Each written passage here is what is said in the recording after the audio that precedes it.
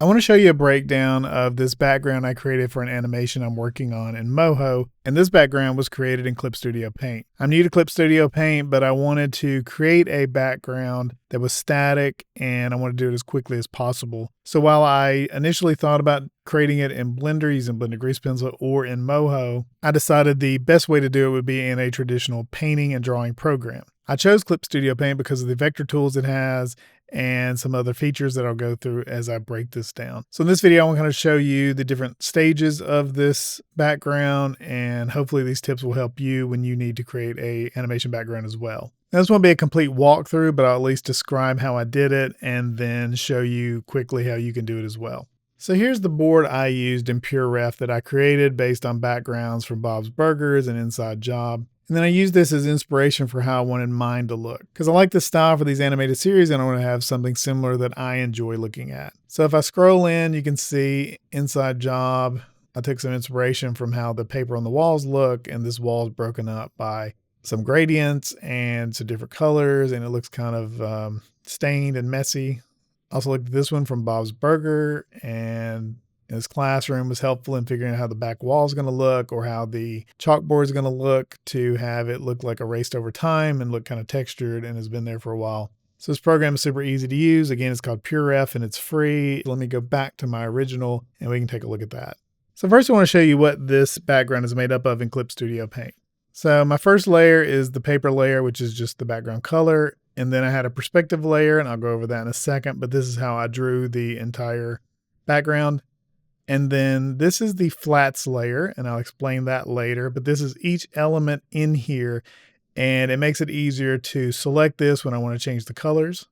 And then using that, I was able to create the colors, and this is what that looks like after I've selected all my colors. And I'll keep that on. And then this is the shadow layer on top of that. And this is like a police station, so I wanted it to be kind of grimy and dirty, and it's older. So this is the shadows layer that includes all of that grime and textures. Next is the highlights. Let me turn that on and off again so you can see. I didn't go overboard with this, but I did want to create some little light areas. And then on top of that, if you watch the top of this, you can see there's now a kind of oval shadow layer above that. And then most of my remaining layers are additional grime that I put on this. So if I click this, you can see there's a little texture on the wall to kind of break up that flat color. And then here's one that goes over the door and the darker brown parts at the bottom of the wall. And here's a first layer on top of the chalkboard to make it look like it's been erased a lot over the years. And then I added another layer on top of that. I decided I didn't like the monitor being as shiny as it was, and also wanted to add something to the screen. So I have a photo here that has multiple layers on it, including a dirt layer, some screen information, tone curve that allowed me to adjust the colors a bit, and then a few stains. So if I turn this on, you can see what that looks like. Also, I added some grime to the top of the desk. And then here's an original lines layer, and you can see what those lines look like. And if I scroll in, you can see they're very clean and straight. Let me cut that off. And here's the revised lines. So I was able to change those to a textured version and increase the width a bit. That's because I created this in a vector layer, so that worked really well. And then I just want to kind of make this pop a little more, so I added a curve and a levels to this. So you see how that brings it out. It just makes it pop a little more. And then here's the character that's going to lay on top of this, and this character was created in Moho, so he'll be animated in Moho. And then within that folder, there is another curve that kind of just pops him a little more too to kind of match the saturation of the background. So if I was going to replicate this process and give you some tips as I go, let me open up a new empty file. First thing I want to do is delete this layer, so I want to right click on it and hit delete layer. Then I'll go up here to this column here in the layers, and I want to click on new vector layer. And I highly recommend, if you're using Clip Studio Paint, that you at least do your line work on a vector layer, because the vector layer is going to allow you to have some methods about trimming lines, and then later on, if you want to thicken the lines or change the texture of the lines, it's going to give you more opportunity to do that rather than using a normal raster layer. If that's new to you, a raster layer is just simply a artwork based on pixels, whereas a vector layer is artwork based on mathematical formulations. So unlike a raster layer, a vector layer will never look pixelated no matter how much you scroll in or out from it or resize it, due to the way it's built, much more flexible. And you can see the vector layer has this little 3D icon in it, so that's how you know it's a vector layer. So the next thing I would do would be to go to the layer menu up here at the top left, and I would go to ruler frame and choose create perspective ruler. And I get this pop-up box wanting to know if it's 1 point perspective, 2, or 3, and it wants to create another layer. So I'm going to click 1 point perspective because that's all I needed in my scene. I'll click OK. So now you can see I have these rulers here. If I click in the middle, this line horizontally is my horizon line. So everything is going to end at this point in the middle of the horizon line. Now I can click and drag that depending on where I want the endpoints to be. So mine in the original was kind of in the middle, and then you can bring it up if you left click and drag. So I can put that about right here. Then click off of that. So now I want to bring this up, left click and drag it up above my vector layer.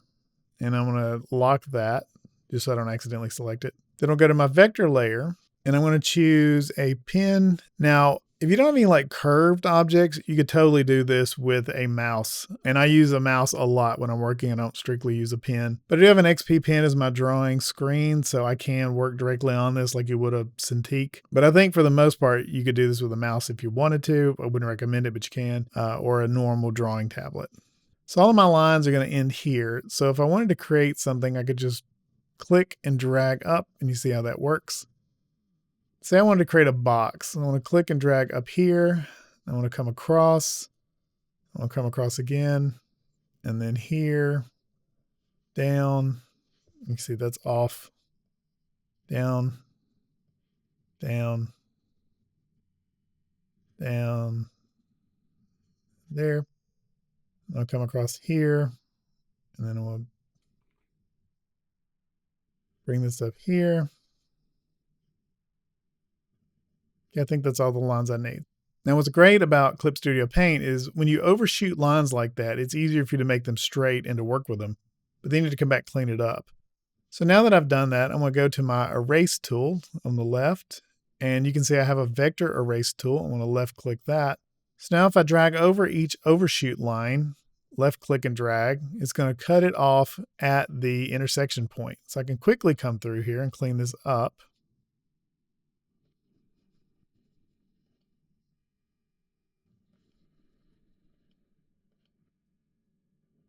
You can see I do multiple lines at once. You can see that that's off. Now I could go back in and delete this line and redraw that if I wanted to. I'll go back to my erase tool, get that off. So you see now my box is in perspective. Now if I want to clean this up even more, because you can see it's not aligned up here, I can go to this tool at the top left, which is called the operation tool. If I zoom in and click on it, you can see I now see these points within my line. And again, this is because it's a vector layer. So if I click on that point, you see it turns green, I can drag it over. So now I've cleaned that up and I can kind of go around and click on it. I can also click on a point and right click and hit delete control point.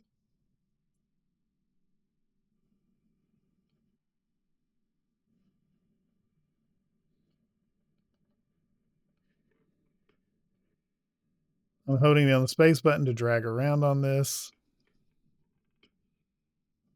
Okay, so now we have a box that's in 1 point perspective and is accurate. So I would just do this for every object in the room. So if I go back to my original drawing, and I want to hide the character. So you can just follow that process for creating every item in the scene. You can see they're all ending at this point here. So if I go back to my new one, so next thing I want to do is outline this with my selection tool and create my flat. So now that I got the perspective done, I can just turn that off. So for this one, I want to make this a raster layer. And I'm going to double click on it to change the name. I'm going to put in flats. I'm going to double click on the one above it and type in lines. For now, I'm just going to lock that line layer so I don't accidentally select it, and I'm going to go to the flats. So the point of flatting is to block out pieces of your artwork that you can easily select later. Now, part of that is you need to have anti-aliasing off because it makes issues when you do try to select things. So I'll show you real quick how that works. So if I go to my rectangle selection tool, and you can see down here, I have anti-aliasing on. I'm left click and drag to create that. And then when I go to my paint bucket tool, it also has anti-aliasing on. I'm going to click in there to create that shape and hit Control D to deselect. Now, if you see me scroll in, you can see this isn't uniformly colored. Now, if I go to my magic wand and click on it, you can see it doesn't completely select all of this. So it left off that pixel. Now, this would be even more exaggerated if I had a more complex shape, but I just want to show you it's not selecting that because it didn't fill it in at the same color. The whole point of anti-aliasing is to create this feathered look on the edges so things don't look so digital and sharp. When you're creating shapes that you want to select later, that's a problem. So let me undo this. Now if I go to my rectangle tool, turn off anti-aliasing and create this again, I'm gonna go to my paint bucket tool. It also will have anti-aliasing off. I want to click in there again to fill that, hit Control D to deselect it. And now you can see it is jagged looking, but it's all the same color. So now if I go to my magic wand tool and select it, you can see it cleanly selects everything. So when you're flatting artwork, you want to ensure anti-aliasing is off on all your tools. So an easy way to keep up with that is if I go to Window and click on Quick Access, you can see that opens up a Quick Access panel to the right, and this already includes my flatting tools, so I created those and drug them over there to create a panel of just those tools. So to select this box, I'm going to go to the selection area. And if you don't have the latest version of Clip Studio Paint, I just now upgraded from version 1 to version 4. I highly recommend it just for this one tool, the Magnetic Lasso tool. So I want to select that. So what this does is it can reference your line art and then create a selection within each line to simplify the selection process. So if I don't have that reference, you can see if I try to draw in here, it's not creating straight lines. And I'm using my mouse currently. So I'll double click to create that selection, hit Control D to deselect it. But if I go back to my lines tool and click this button again as a reference layer and then lock it, I'll go back to my flats. And if I click near it, like see how far my cursor is off of the line, it's still creating a selection around that. I want to double click. Now it's a perfectly straight line right down the center of your line art. I cannot recommend this tool enough. It was worth the upgrade alone. Now you can see if I have that selected, I have add as my selection mode. So now I can just continue to go around this. And again, I can come off of it quite a bit and it still sees it. And double click to close, and there we go. So now I'm going to go to my paint bucket tool and I want to ensure anti-aliasing is off of it and just click in there. And it doesn't matter what colors I use as long as they're different, because the magic wand will be able to differentiate between colors when I go to select something. So I'm going to deselect. I'm going to go back to my magnetic lasso tool. I'm going to quickly select this, and you can see how quick that is. So I'm going to go back to my paint bucket tool, or I can just select all that here from my quick access tool. So I highly recommend you setting those up. So if you want to set one up, if I want to create a new magnetic lasso tool, I can go to my selection tool, magnetic lasso. You see I already have a flatting one here, but I want to click plus to create a duplicate. This menu pops up. So I'm going to type in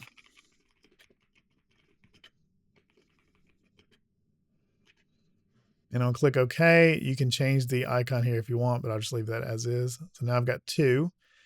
And with this one, I can ensure anti-aliasing is off. So if I wanted my regular magnetic lasso to have anti-aliasing on, I can turn that on. But for this one, I want to make sure it's off, and I can just left click and drag and drop it right here. And that's how easy it is to set up your own palette of tools. So now I'll go back to this one. I want to change the color a bit and go to my paint bucket tool, fill that in, hit Control D to deselect. I want to go over here, click my new lasso tool, drag around here to create that selection. Change my color again. Paint bucket tool, Control D to deselect. Grab my magnetic lasso tool, get this last side. Paint bucket tool, change the color, and then fill this in. So I've got flatting fill over here. So I know if it says flatting fill, it doesn't have anti-aliasing on. Click that, hit Control D to deselect. So now you can see I've got every side colored, which will make selecting this much easier. If I turn off my lines, you can see what that looks like. You can see it's almost perfectly correct here. the lines don't have any white space between them. So again, Magnetic Lasso tool is great. So I'm going to turn back on my lines. Now I'm going to select raster layer to create another one. Double click on it, change the name to colors. I want to click on my lines, turn off the lock, turn off reference layer and relock it. So I'm going to click on flats, make it my reference layer by clicking this button. I'm going to lock it, and then we'll go back to my colors layer. I'm going to click on my magic wand tool and I'll go to selection for referred layers, which means it will look at the layers I've set as a reference, which I've set my flats as that. Then I want to make sure anti-aliasing is off, so let me uncheck that. Now if I click, you can see I've selected that blue easily with just one click. And if I turn off my lines layer, you can see it's a clean selection. So now if I wanted to quickly fill that in on my colors layer, and I've selected a brown here, I can just grab the paint bucket tool and easily change that color, deselect. So I've got a wand over here. I can just easily grab that. If I want to change that color to a darker color, magic wand tool, change that color. Grab the magic wand tool again, select that. I want to darken that color a little more. Fill tool, fill that in, deselect, Control D. Get one more darker brown. Lasso tool, select that. Flatting fill, select that, deselect. So next thing I want to do, based on the way I created my other one, would be to add some dirt and grime to this. So to do that, I'm going to click to create another raster layer, double click on the name, and change this to, we'll say, shadow. I'm going to lock my color layer so I don't accidentally select it, and lock my flats layer. Now to do this phase, one of the tools I really like working with is the lasso fill tool. So as you select things, it will fill in automatically. Now it's kind of hard to find. I don't know why it's grouped where it is, but if you go down here to the figure tool, and I'm not sure why it's called that because it's really just shapes, you can see there's a lasso fill tool here. So I would highly recommend dragging it over into your quick access so you always have it, because again, it's in a layer that you would normally see. So if I go to use this, you can see I've drawn outside of the current pixels. So I'm going to delete that. And the easiest way to fix that is if I go to the shadow layer, and if I click on clip to layer below, I can go in here and just draw outside, and you can see it doesn't go outside of the box. So if I turn my line work back on, you can see how that looks. I mean, obviously that's not the color I want, but what I did for that, I'm going to change this to black, and then I'm going to set this to multiply the layer blending mode. So now if I go back up here and do that, see what that looks like. So you're not seeing much with it now, but then I want to change the opacity down to 10. And there's my grime. So I'm going to add a little bit here. And see, sometimes you have to do that.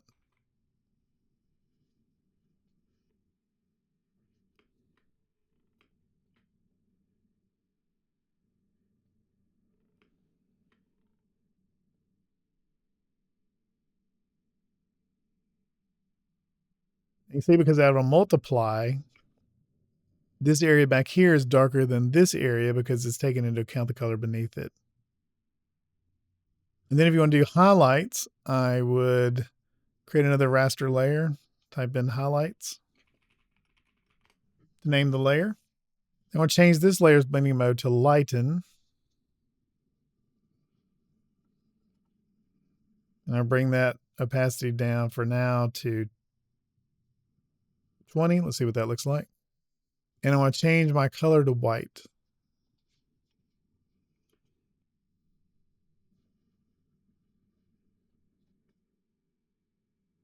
So you can see how that lightens up the model while also taking into account the color beneath it. Then we'll go back to my shadow layer and click on that. And I want to add some grime to this. So to do that, I want to click on my pencil tool, go to pastels, and have crayon. You can see what that looks like. And as I move it, it rotates it. So I'm going to bring this down a little bit. Just kind of tap and barely drag, and which won't work because I have it on white. So let me change this to black.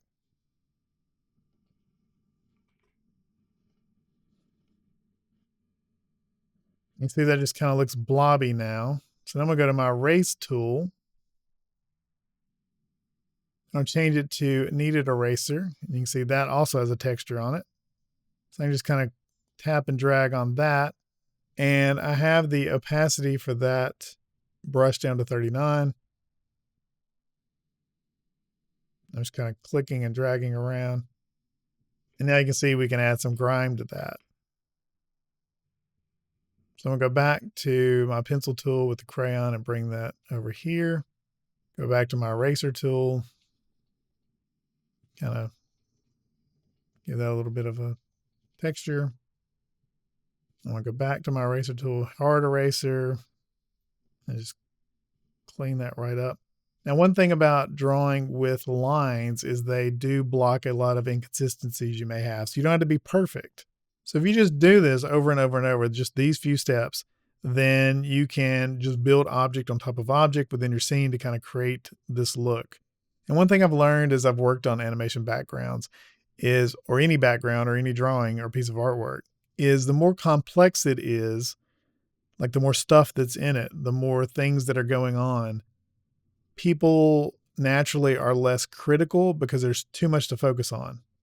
So if there's a lot of stuff in there, they just kind of glance over it, their eyes, understand what they're looking at, and that's it. But if you had like a single object, somebody's going to really focus on that. So that's kind of the approach I'm learning to take now, is to make things more complex so that they just seem more natural and people are less likely to focus on one individual thing and be critical of that. You just see the whole thing as a whole piece. And to me, that makes it feel like a more complete piece of artwork. Additionally, if you're doing a background for an animation, think about how real life looks. There's just stuff everywhere, and it's dirty and it's dusty and it's just stacked up in various places. And so try to keep that in mind. What's going to make this look lived in? Now, one last thing I want to show you is if I go back to my lines layer and unlock that, I'll scroll in here. Now, the best part about making these on a vector layer is now I can change them if I want to. So to do that, I'm going to go back to this operation tool here. Click on that. You can see I have this tool property.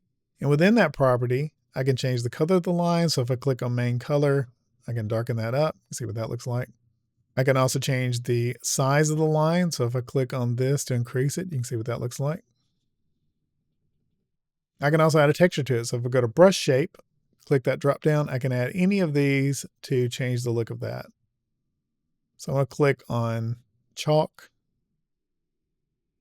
or maybe pencil. So I don't think being able to do this is as important with the color layers or the shadows or anything like that. But for your line work, I absolutely recommend it. One, the vector is going to give you this option to change this in the future if you want to.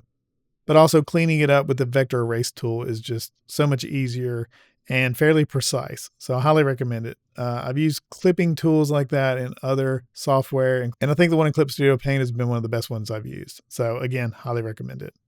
If you have any questions about anything I did here, let me know. I know this was a very quick overview of everything. It took me hours and hours and hours to create that, but it's the same process just over and over and over again. So if you found this video helpful, if so, please like and subscribe, and I will see you in the next one. Thanks for watching.